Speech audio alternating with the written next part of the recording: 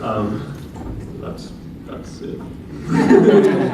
It's gross. It's really fascinating. I was watching it and just like, I think it's such an interesting, I don't know, it's such an interesting natural logical conclusion to the notion of celebrities and the way that we've sort of constructed interest in these people and the ideas we have around them. That we want to wear the shoes they wear, we want to drink the drinks they drink, and now we want to literally eat their muscles with a fork. Yeah, well, I mean, they're consumable, non-literally, but also, I mean, it's a small step towards literal. Yeah, that's what I'm trying to do with my Facebook. Yeah. Just trying to make myself consumable. You want people to eat your muscles out. Yeah, but I mean, like, even with Facebook, like, it's not really us that we're putting out the best pictures of ourselves, we're Instagramming and filtering everything.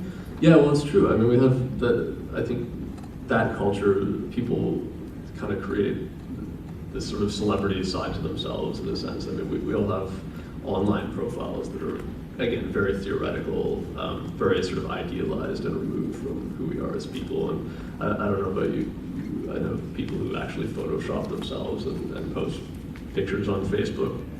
And also people who really, take photos of where they're at and post them to Facebook and Twitter, and it's sort of, they're playing the paparazzi and the celebrity in a way. Yeah. Like, look at me, I'm here, and I feel like that's it's become a major aspect of the way we, like, a kind of indirect communication, the way we position ourselves. But there is that divide, there's the online identity. I think we try and ignore the kind of animal side, the imperfect side, the human being, and try and present people with this purely conceptual side to ourselves. You have maybe a more in-depth experience with fame and celebrity than maybe a lot of us do, because you've sort of grown up around it. How has that influenced you, and how are you different than us? Well, I have superpowers, first of all. What are they? Really good ones. That makes you a real commodity, apparently. Yeah, but I'm not going to show them off right now because the government would be on me in seconds. There's no cameras in this group, wait. Lightning bolts. I'm just going to lightning bolts. But like, what was your experience of celebrity growing up? I mean, you have obviously a pretty famous father, and your mother's also a filmmaker. Yeah, I mean, I guess seeing both sides of that, it illustrated maybe more in depth the disconnections between. For instance, on Cosmopolis, my sister was the stills photographer. And for a while there was this big uproar because people were saying that she was dating Rob Pattinson on the side, and it was getting into celebrity magazines, and there, the shots that broke Kristen's heart, and like, literally there's this magazine, I think it's called Famous in Australia, and I got a copy of it, and they photoshopped a picture of my sister taken from 2 years ago with a more recent picture of Rob Pattinson, and they put them together on the cover as though they were attending a party together. Like, it looked like they were hanging out socially. Meanwhile, they had never seen each other outside of work. They were, everyone's friendly at work, but there was nothing going on. But the articles were insane. It was like, Rob's $5,000 hotel room, Caitlin's showing up there at all hours of the night, like, insiders say this and this and this, and totally fictionalized. So I guess having some sense of just how far removed, it's not a revelation, everybody knows that, but when you see it and it's personal, it's very shocking, I guess, just how far, just how large that divide is. Yeah, how did Caitlin respond to that? I think it was pretty annoying because the Twilight fans got very upset. Like, what did they do? They were very mad at her. She's playing with his dog, like, that's Kristen's dog, like, and the dog has like paparazzi after the dog and stuff.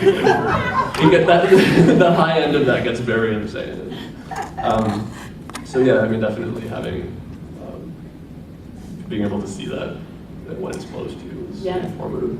Do you have a sense of how the media is sort of constructing Brandon Cronenberg? What are they making you out to be? I don't know. That's really weird, actually, because I'm talking to people, and it's really strange to experience this after making the film. It's sort of like being a character in my film. Yeah. And it's totally unnerving. Your other short too sort of deals with the same the same themes. Do you want to talk about that a little bit? Oh yeah, I did a short called The Camera and Christopher Merck, and it's sort of about, I guess, the way people, sort of, the Facebook thing that I was talking about. It takes place in an apartment where every apartment has cameras in it, and everybody presents themselves in a certain way, and, excuse me, and they can all watch each other on TV, and so it becomes about performing characters for each other. Do you feel like you have to do that when you're getting interviewed at FanExpo or at Cannes or wherever you are? Like, how do you step into that role as like a burgeoning celebrity? Very awkwardly. I don't know if I've achieved celebrity status yet, but it's very weird and unnatural. I'm kind of a total hermit, so this is like the most uncomfortable thing. Are you uncomfortable right now? I think you're great. You assholes! Why are you here? No.